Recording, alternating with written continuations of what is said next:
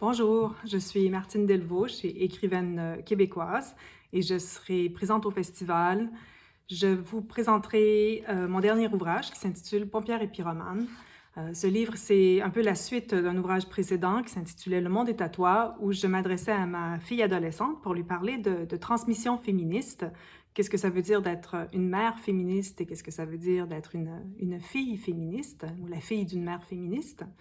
Et quelques années plus tard, j'ai écrit Pompière et pyromane, qui est un peu la suite, où cette fois, je m'adresse dans un récit très fragmenté, euh, donc toujours à ma fille, mais pour lui parler cette fois de la crise climatique, des changements climatiques, de ce qui les préoccupe, cette génération-là de jeunes adultes, aux prises avec l'éco-anxiété, aux prises avec un avenir incertain, et comment est-ce que moi, mère féministe, je m'inscris dans cette lutte-là.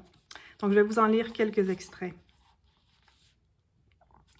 Avant, quand tu n'étais qu'un fantasme, puis un amas de cellules, puis les battements d'ailes d'un papillon, je ne me demandais pas ce que serait ta vie, dans quel monde tu vivrais, quel avenir t'attendait. Pourtant, c'était déjà un monde en péril, un monde dont on dit aujourd'hui qu'il est trop tard pour le sauver. L'humanité, crient les scientifiques, court à sa perte, et cette perte, il faut refuser de la penser comme une simple disparition, comme si un jour, pouf, par magie, nous allions cesser d'exister, disparus, ni vus ni connus. La vérité, c'est qu'entre la vie et sa disparition, il y aura un douloureux processus d'extinction, un long moment rempli de souffrance, une misère humaine de plus en plus grande. Est-ce que j'aurais invité un enfant dans ce monde si j'avais été parfaitement consciente de ce qui était en train de se produire? Est-ce que j'aurais eu cet élan si j'avais su le coût que représentent les humains pour l'environnement? Est-ce que ta naissance devait nécessairement s'accompagner de mon aveuglement? Ce que je sais, c'est que tu es aux prises avec un monde que j'ai participé à fabriquer, ce qui veut dire que j'ai participé, moi aussi, à le détruire, ce qui veut dire que je dois participer à le sauver.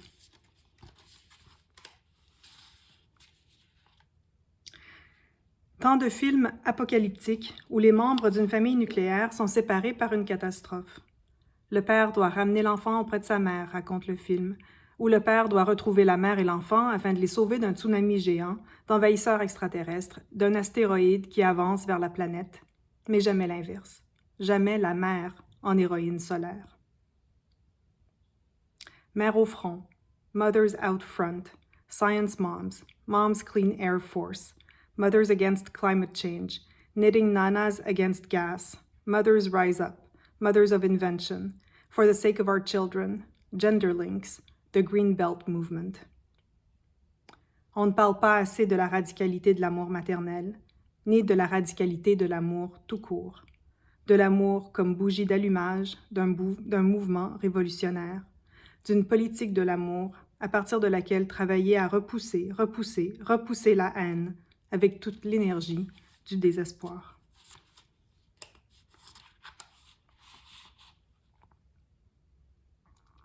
On préfère les femmes quand elles sont les actrices passives d'un scénario qu'elles n'ont pas choisi. Nues, immobiles, muettes, offertes au regard.